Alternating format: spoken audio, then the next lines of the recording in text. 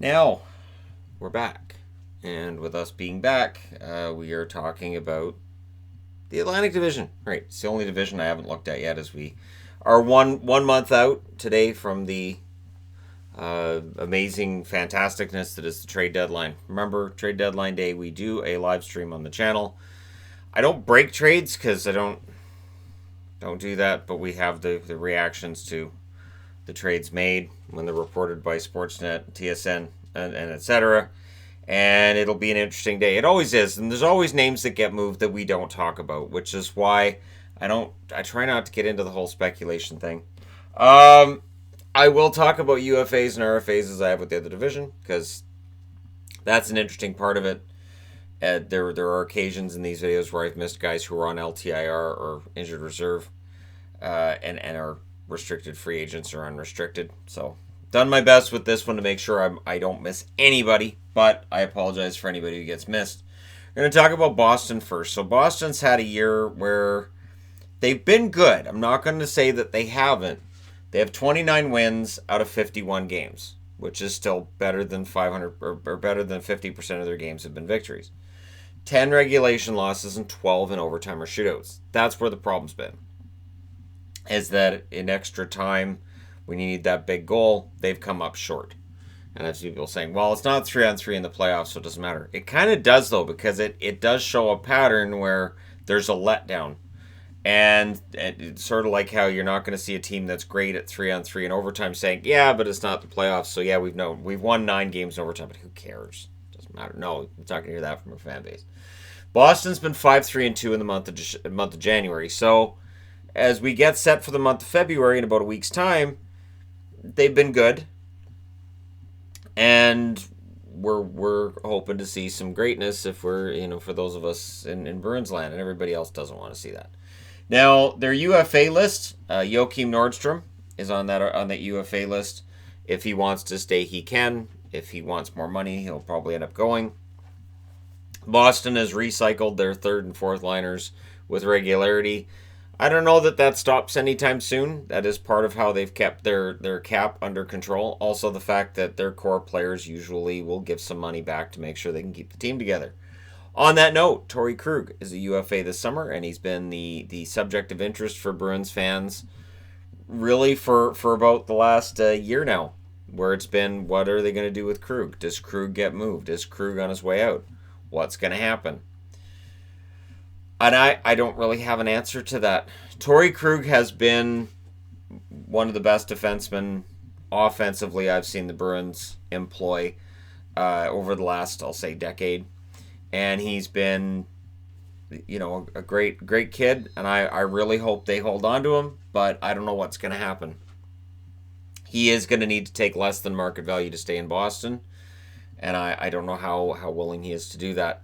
Zdeno Chara, this is probably his last year. We've been saying that for 3 years now? Probably his last year. So I can't see him being UFA and going anywhere else. Halak is an interesting one in that he had a very good start to the season. He had an excellent year last year, but he's been kind of pedestrian lately. So do the Bruins at the end of this year move on from Halak? Do they bring back Hudobin? What do they do? That's the question mark. And Kevin Miller, who hasn't played a game yet this year. He is a UFA at the end of the year. I can't see him coming back. I can't see the Bruins signing him again. The interesting thing to me, too, of course, is that we're a year out from Seattle coming in, and all of the protected lists I've seen, the mock protected lists I've seen of the Bruins, is that they would protect Vladar, and they'd leave Rask as being the guy that isn't protected. And I see that, and I go, what? What? Why? Why? What? Why? And I've seen that on multiple lists where, Bruins will protect Vladar. Why?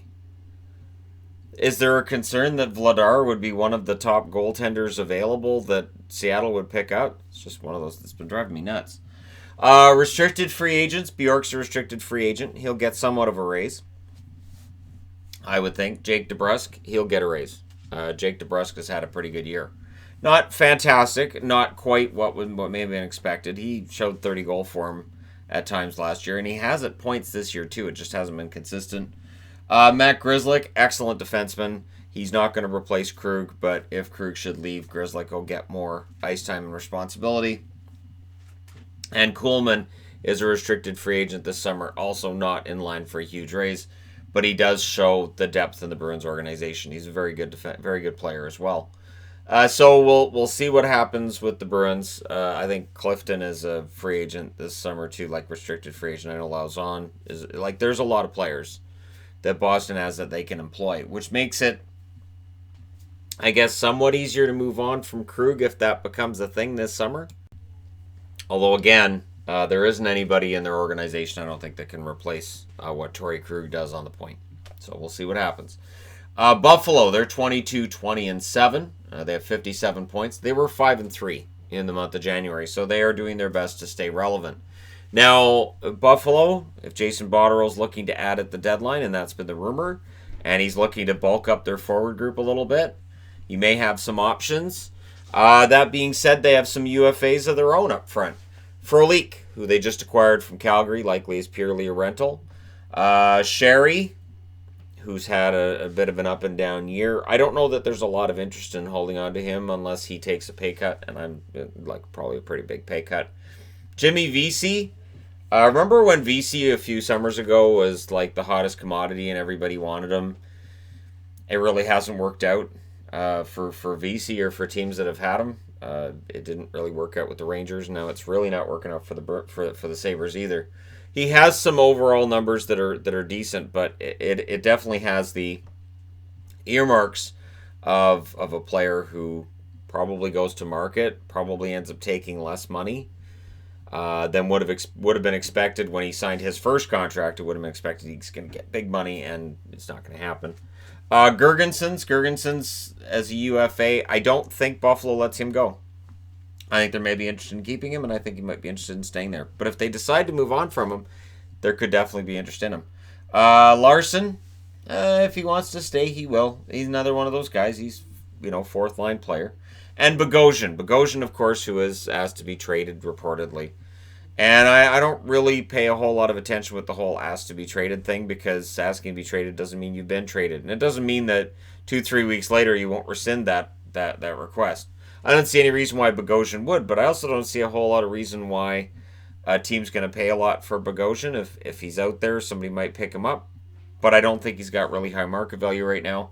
And I don't see any reason why there'd be interest from Buffalo in holding on to him either. So if he doesn't get moved at the deadline, I still think he goes to the market. I don't think there's a lot of interest in Buffalo holding on. I think it's kind of a mutual thing between player and team. Restricted free agents, that's where things get really interesting for Buffalo, and this is where money gets eaten up fast. First, Sam Reinhart, who is a pretty solid center for this team. Evan Rodriguez, who, of course, he has also come out, and I want out. I want out too. If Bogosian's leaving, I'm leaving too. And I like Rodriguez a lot, and I know there's people that don't. I think Rodriguez has all of the potential in the world to turn it around. I would say as soon as next season he can turn things around. I think the potential is there. Brendan Montour, restricted free agent. I think he'll stick around with Buffalo. It may depend on the asking price, but I think he'll stay there. Olofsson isn't going anywhere. Ullmark isn't going anywhere either, but they're both due a raise. So Ullmark, Olofsson, Reinhart, that's going to eat up some cap space. That's going to be an expensive summer for them. And how this is navigated by Botterill, assuming he holds on to his job, everything's fine with Botterill. How he navigates Olofsson, Ullmark, and Reinhart and what he gives them could ultimately decide how strong a team they become and how attractive a team they might be for other free agents, because you have to have cap space to sign other players. Middlestad's been mostly a disaster at this stage, and I would love to come up with another terminology for it. Reality is, I think if they could move Middlestad and get something back, I think they would. And I'm talking about like something substantial, something decent. So, yeah, with Middlestad, I don't know. He's in the minors and all that. Because I'm trying to think, like, will they move him? Can they move him? Is there a market? Pilot also is an RFA this summer. He wants to stay in Buffalo. I think that'd be pretty easy. I don't get into the whole speculative stuff. Because Detroit 12, 35, and 4 overall, 28 points. That's a miserable season. That's an absolute miserable season. 2, 7, and 1 in the month of January. It's not a great month either. So for Detroit fans, thanks for watching, because honestly, there hasn't been a whole lot to watch this year. Now, with UFAs, there might be some interest. Green, it's going to depend on him being healthy. But if he's healthy, there might be some interest in Mike Green. Erickson, I think if there was going to be some interest, I think he would have been picked up a while ago. Daly, certainly Pierre Maguire seems to think he's going to be moved, and asked him if he'd be willing to be moved to a contender. I'm not sure what a player's supposed to say when you ask him that. I guess you're supposed to say when you're playing in Detroit and you just lost your 85th game in a row, no, I don't want to go to a contender. So, the interest level could be there for Daly, and certainly Pierre's got him already traded to Colorado. He's decided he should go to Colorado. I'm like, okay, I guess. All right. Biega, of course, acquired from Vancouver. He's UFA this summer. If they want to move him, if team's looking for number 7 defenseman, and if you need somebody to hit somebody below the belt, you got Biega. It's not on purpose. Yet, until that becomes his go-to thing. And Jimmy Howard. Oh, what a horrible year for Jimmy Howard. I would like to see Jimmy Howard get moved to a playoff team and at least win a couple of games before the playoffs. He has the absolute worst luck, and I don't know if it's the team playing in front of him or just something with him, but yeah, his win-loss record is expansion team miserable. I'm not talking Vegas expansion. I'm talking Ottawa, Atlanta level expansion miserable. It's been a really rough year for him. They don't win for him at all. So Howard, I would think if anybody has interest in Howard, Detroit's listening right now. Detroit's well aware of where they're at, and I don't think Jimmy Howard returns to Detroit next year. Bernier may. I would think Bernier stays in Detroit right through next fall. I don't think he's played poorly, and I think he's earned a chance to stay as a goaltender for the Red Wings. Restricted free agents, Tyler Bertuzzi, he's going to get a raise. Kid's going to make some money. Adam Ernie, again, if he wants to hold on to Ernie, he can. He being Yzerman. Robbie Fabry. Fabry has earned some money with the way he's played this year.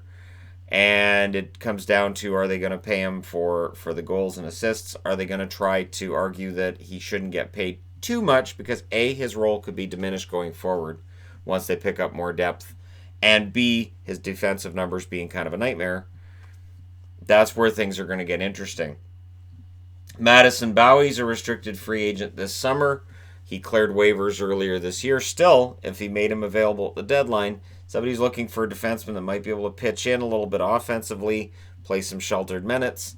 You could probably do worse than Bowie on this market. Of course, Mantha's a restricted free agent next summer. That's going to be key. Mantha's had a couple of injury-riddled seasons. And so do you pay him top dollar, or do you say, I'd like to pay you top dollar, but you haven't been healthy enough, so I can't justify paying you top dollar? And that's where things are going to get interesting for Detroit. And Andreas Athanasiou, similar story with Athanasiou. I don't normally struggle with that name at all. He is a good player who can score 30. He can score 20. And if he's not motivated, it might be 15. So that's where the issue is with Athanasiou. I think, honestly, I could see him ending up somewhere else this coming summer. He has enough potential. I think somebody will take a shot at him. It's going to be how much money he wants that could be the sticking point. Not just for Detroit, but for other teams as well. So if you're looking for RFAs that might last into the summer, Athanasiou could be one of those guys that it takes a little while. Not as long as the RFA class we saw this past summer, but it could take a bit. So Detroit's going to be interesting for a number of reasons. And seeing how many of these players are still going to be on the team next year, or especially in 2 years when you're going to be looking for this team to be better, way better. Florida, these guys, 28, 16, and 5 is their overall record. They have 61 points. They were 8-2 in the month of January. I would imagine they play again before the end of January. 8-2 record in January is not bad. 6-game winning streak, also not bad. And they have some interesting questions of their own. So Hoffman's a UFA this summer, and he's been mentioned a lot as potentially being on the move. He's also on a 10-game point streak. So if you're Florida and you're trying to make the playoffs, how do you move Hoffman, who's one of your guys driving the points up front, without weakening your team? So what are you looking to get back? Are you looking for more help on the blue line? And do you have players who can step up and provide points the way he's been doing over the last month? And that's where things are going to get interesting. Dadonov is UFA this summer. I can't see him going anywhere. He was in my underrated team video this morning. Can't see him going anywhere. I would imagine he re-signs in Florida. It's for how much? Brian Boyle, he's basically a hard gun at this stage. I would not be surprised to see him UFA this summer and end up somewhere else in the fall. I could see him ending up in Vancouver as a good example on a cheap-ish contract because Vancouver's going to need some help in the bottom six. And I just throw them out there as an example. I don't think he'll have a problem finding work. Pesek, who's played forward and defense for them. I would think it's worth their while to hold on to him. So I'd be very surprised if he moved. RFA, under the RFA list, Haraluk, who's had injury issues here and there. He's shown some signs, though. Tony Nato. I like Tony Nato a lot, honestly. We'll see whether or not he gets any kind of a raise, whether he gets 2 years, 3 years, how much they give him. Malgin. I still like Malgin. I know he's had his struggles offensively this year. I'm rooting for a turnaround. That being said, it does make it easier to sign a guy when he's had a down year. Josh Brown, Mackenzie Weegar. Weegar's been excellent, and I think he's earned himself a bit of a raise as well. And we'll see what the team does, because Florida's in an interesting position. Now they've got some big money out there, some big money contracts. They've shown that they're willing to spend money in order to win, and they have about 8 guys currently on their roster that are up either as RFA or UFA at the end of the year. So there are some decisions to be made there as to how we get to being a contender. Unless it's this year. Maybe by the end of the year we see them as a contender. Montreal's 22-21-7. They have 51 points. They're 4-5-1 in the month of January. So I know there's Montreal fans still keeping the faith that this team will go on a run. I admire your courage and belief. The strength of conviction is strong.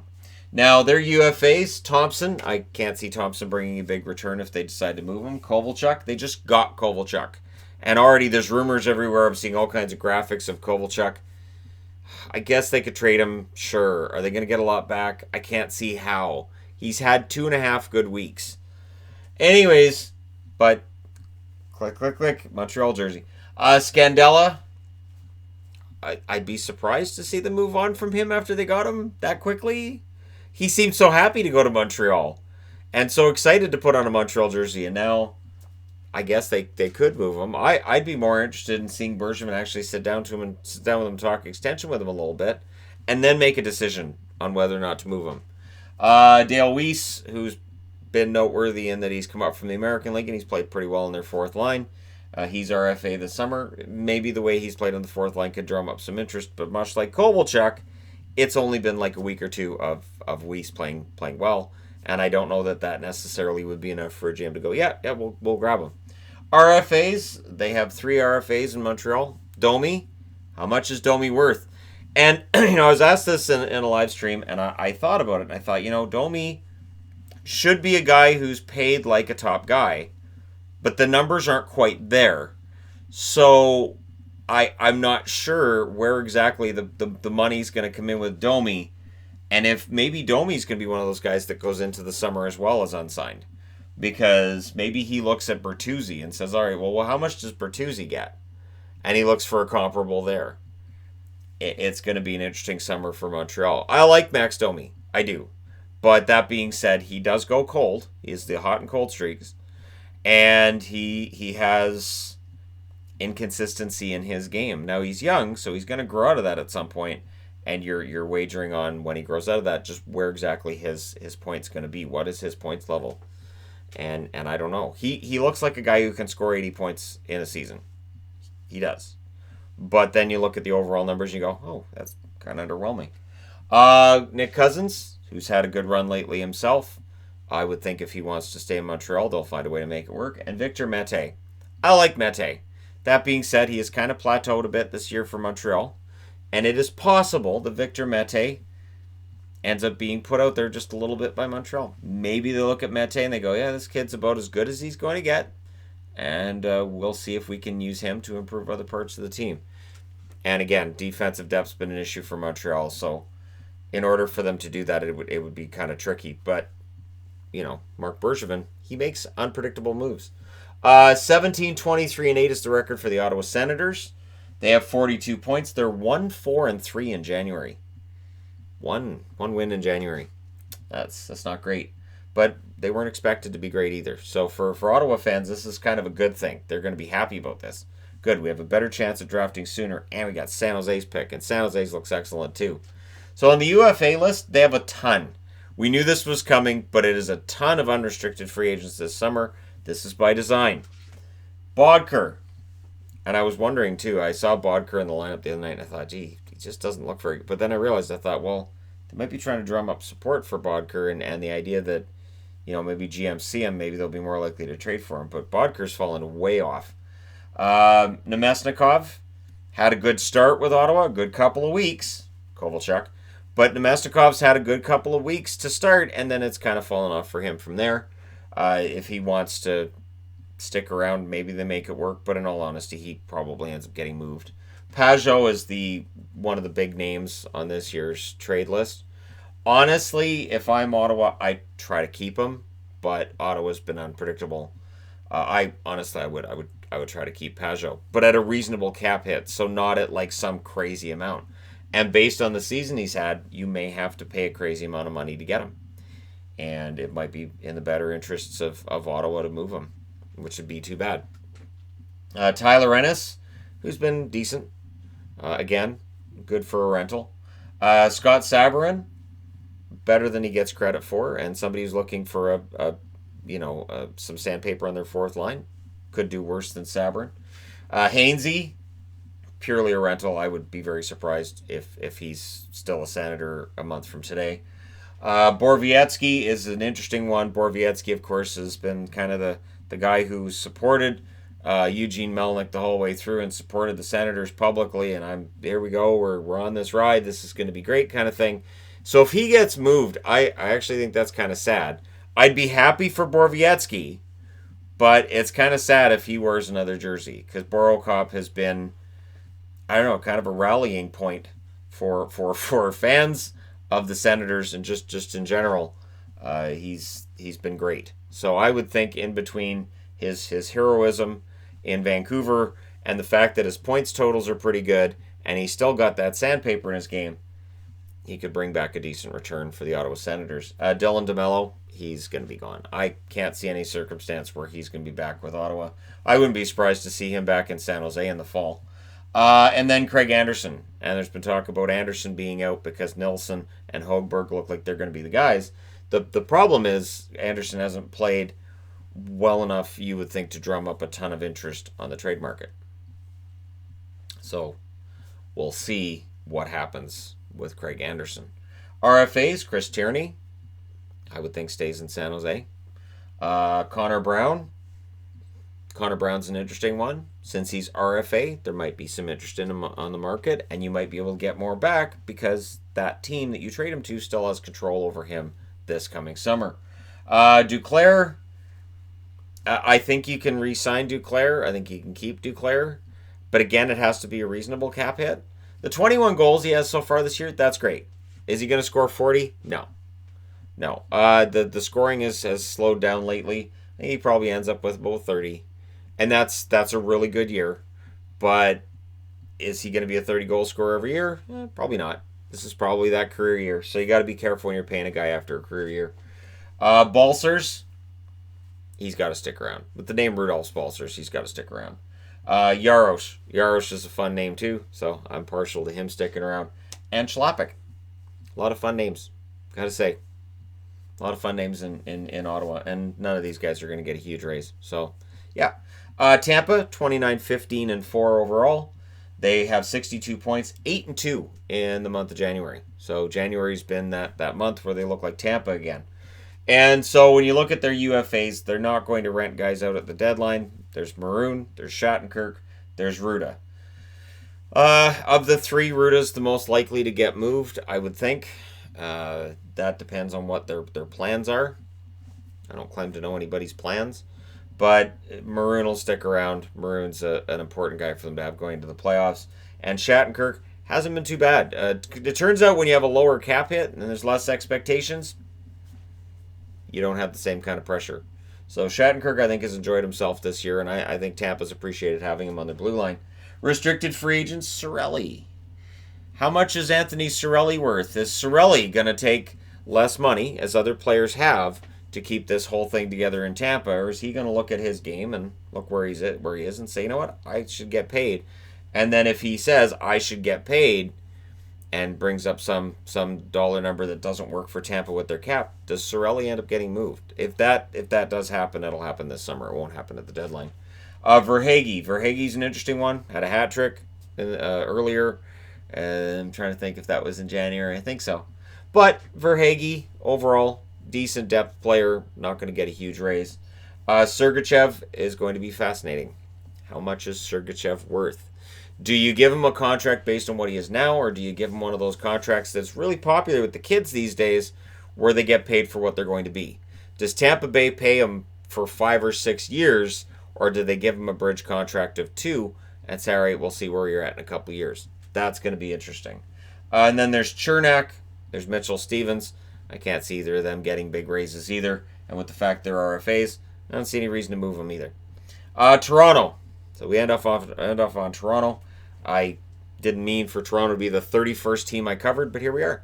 25-17-7 with 57 points. They were 3-3-2 in the month of January. To this point anyways. They start up again after the All-Star break. And so it's an interesting time. They find themselves outside of a playoff spot. And winning 25 out of 49 games, that's not going to get it done. So they've got to pick it up. Unrestricted free agents this coming summer. You've got Spezza. Spezza didn't mix in with the Babcock plan, but he's worked pretty well under Keefe. And so with him working pretty well under Keefe, do they hold on to him? Do they say, you know what, we might extend him into next year, something like that? Sorry, had a sneezing fit. Tyson Barrie. So teams were calling about Barrie. I don't think they're calling about Barrie right now. But Barrie's not going to stay with Toronto unless he takes a large cut in pay over what he might have been demanding when he was a member of the Avalanche a year ago. So Barrie's going to be a fascinating one to watch. If Toronto can find a way to keep him into next year, that puts off the whole defensive apocalypse a little bit. Cody Ceci, he's UFA this summer. I can't see any situation where they keep Ceci. I can't. I don't think Ceci has been a solid enough defenseman that you can justify giving him an extension of 3-4 years, which is likely what he's going to be looking for. And the cap hit, he may be demanding a little bit less than what he's making on the cap now.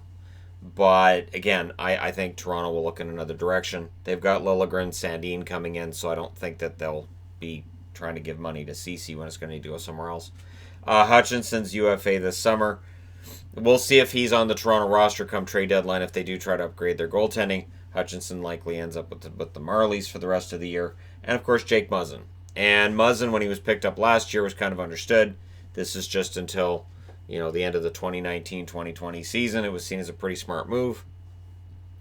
If they fall out of the playoffs, and currently they're sitting outside of a playoff spot, but if they stay there till the end of the year and they lose Muzzin, that's one of those trades that they're going to look back on and say, how much value did we get for what we gave up?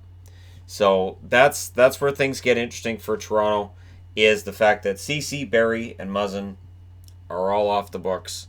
And I would think of the three, the interest would be there for them to try to keep Barrie. I just don't know how they make it work under the cap. RFAs, you got Travis Dermott. He's not going to get a huge raise. Engvall's been really, really solid, but he's not going to get a huge raise either. These guys are both bridge deals. Timashov, same thing. Mikheyev, really good start to the season. Befallen by injury, was kind of cold during the time before that injury. He'll get a raise. I don't think it'll be huge. And Jeremy Bracco. So Bracco, coming into this season, I know when I was doing season previews, and I kept seeing Leafs fans go, what about Bracco? What about Bracco? And I was like, I don't think he makes the team. And, there was some ridicule thrown in this direction because I didn't think he'd make the team. Then he didn't. Bracco, if there's frustration on his part for being stuck in the American League, I would think he moves on. I would think if Toronto had any interest in giving him a legit shot at the roster, if they felt he was ready, he'd be up right now. So if there's interest in them moving him. I think there'd be interest from teams in acquiring him, but I don't think a lot's going to come back to Toronto for that. So this is where it gets kind of tricky, because being outside of a playoff spot, does Toronto have enough to necessarily turn around things with their team if they choose to? If Kyle Dubas says, all right, the Shannon plan's great and everything, but we need to make a change here midstream, I'm not sure who you move, and I'm not sure what you get back. Let me know your thoughts in the comment section below. As always, don't forget to hit like and subscribe. If you're browsing your way through, you just happened upon this video, and hey, the Atlantic Division's done. I got all 4 divisions done. Thank you guys so much for all your support and for watching. I will talk to you again soon.